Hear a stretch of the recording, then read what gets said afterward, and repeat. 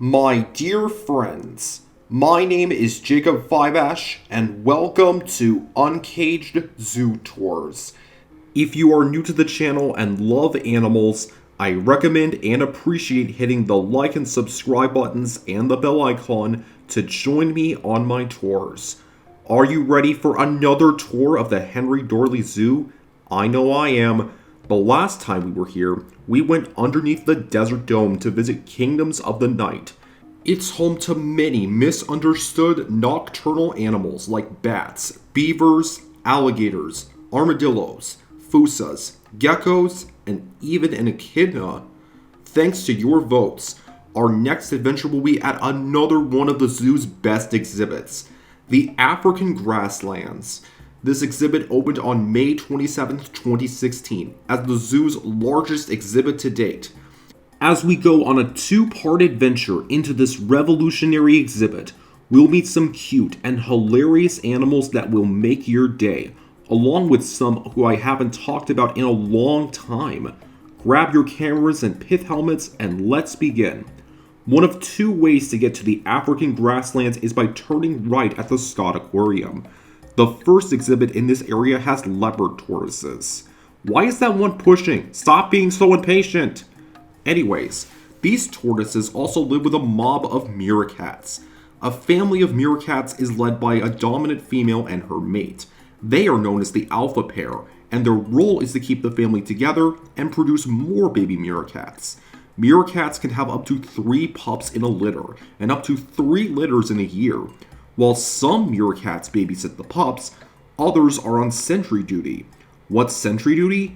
When a meerkat is on sentry duty, they are to provide a lookout for predators like jackals or cobras. If any predator is nearby, they will send out warning barks to tell the family to seek for cover in bolt holes.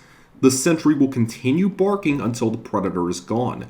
But these poor klipspringers aren't predators.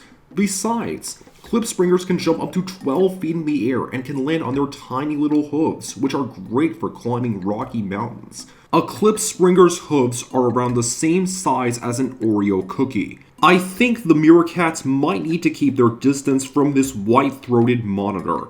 Like other monitor lizards, white-throated monitors have forked tongues to sniff out their prey. They prefer to practice open pursuit hunting instead of stalking and ambushing. Monitor lizards can run really fast thanks to their strong legs.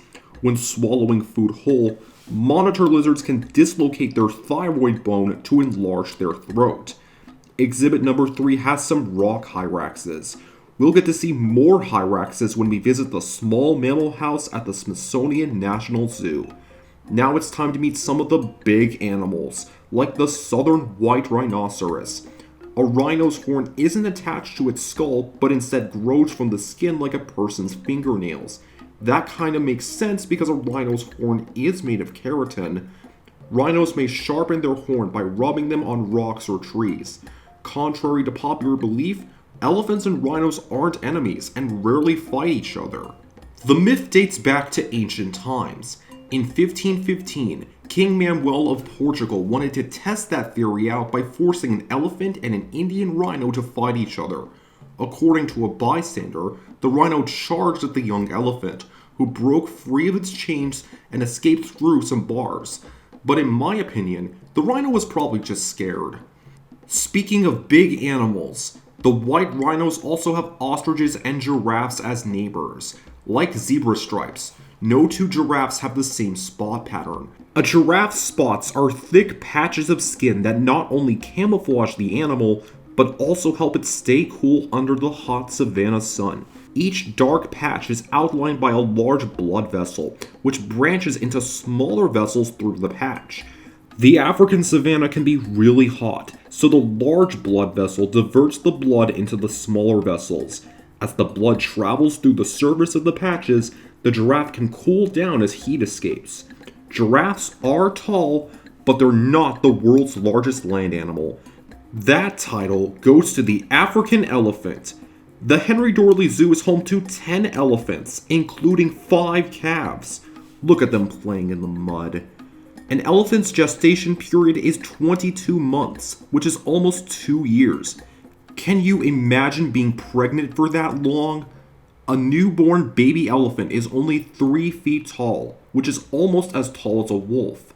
As they grow, baby elephants will be surrounded by their aunts, sisters, brothers, moms, and grandmothers. These family members will form lasting bonds with their grandmother, as she teaches them how to survive in the African grasslands. African elephants are a keystone species, which means they help. As they trample and uproot trees, elephants help grass grow. Without elephants, savannas become forests. Seeds are spread through elephant dung as they migrate. When elephants wallow in mud, they create pools that other animals can use to drink from. Elephants also dig for water with their tusks, which also helps create watering holes. In the wild, some elephant calves lose their mothers to poachers and struggle to survive. Thankfully, there are some organizations like the Sheldrick Wildlife Trust, which are dedicated to caring for orphaned elephants and rhinos. Elephants are very sensitive animals, so they need lots of care not only at a zoo, but also at the orphanage.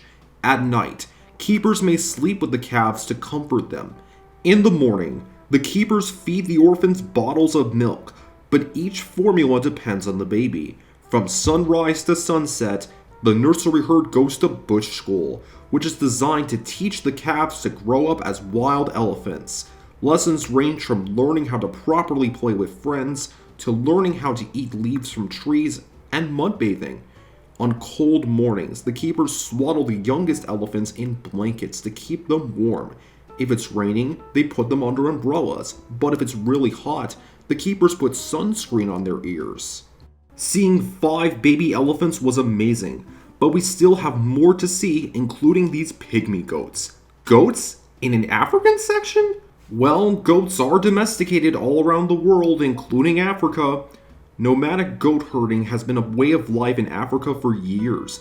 Herders move the goats from one grazing area to another. Goats provide meat, milk, and hide for the nomads and supply them with goods for trading. And now, ladies and gentlemen, our last animal for part 1 is a wild horse who I haven't talked about in a while. Say hello to the plain zebra. Way back in my Trails of Africa at the Birmingham Zoo tour, I said male zebras may fight to the death to protect their status as leader of the herd. But what weapons do they have? Well, zebras have sharp incisor teeth that are great for eating grass, but are also used to bite their rivals. A male zebra's canines are bigger and sharper than a female's. Their square-shaped teeth also help bite other males. Zebras can also use their powerful legs to kick their rivals in the face with a single blow. Now that's earning their stripes. Zebras have great eyesight at night that rivals that of an owl.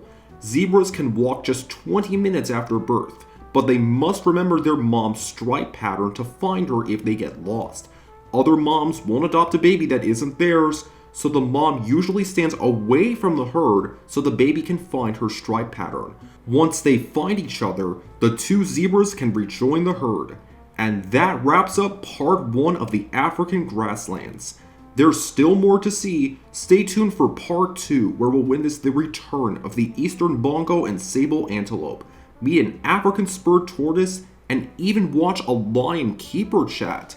Today's question is, what is the cutest baby animal you've ever seen either in person or online? Thank you for watching my videos, and I'll see you next time. You're smart, creative, and kind.